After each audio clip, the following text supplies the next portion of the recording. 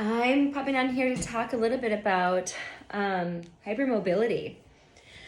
Oh gosh, I don't even know where to begin. I feel like this could be just a bit of a rant, but I have consistently seen a lot of clients that have similar symptoms that would qualify for chronic fatigue syndrome, endometriosis, actually, fibromyalgia, Ehlers-Danlos, hypermobility is something that is associated with all of them. And they talk about this tightening, constricting feeling that grips them in their body. And it always is in a different place for each person. That's what's unique about each person, because our fascial systems, the stories of our lives, how we've been active throughout our life, has shaped much of the nuances that we each have in our fascial system. So in working with someone with hypermobility, this work to me is crucial, partly because we avoid end range. When we're at end range in a stretch, the focus is always making the muscles longer and breathing into it and seeing if they have space to go even more. But the end range is the end range, and what we want to be able to focus on, potentially more importantly, is the shortening of the muscles. So the opposite of what we've been focusing on forever.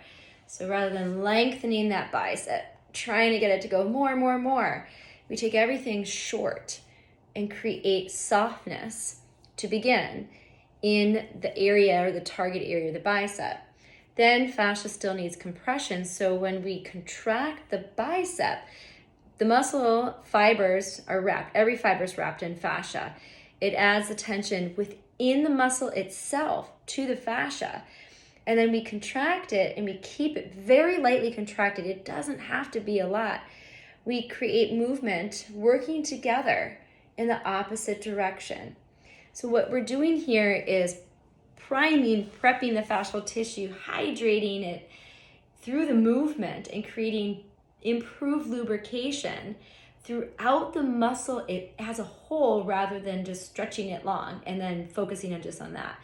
And then when you relax to bring it back to shorten the muscle again for the next rep, you're training that loop of actually, I'm going to keep shortening this muscle. I'm going to keep shortening this muscle.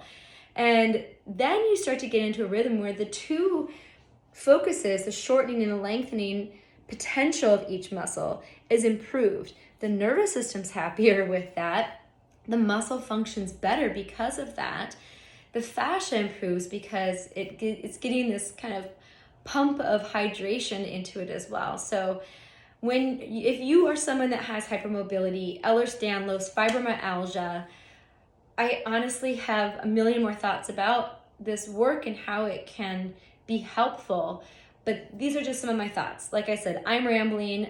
If you have something to contribute or say, go ahead. I just was working with 2 different people today, and it just was seared into my brain, and I just wanted to talk it out.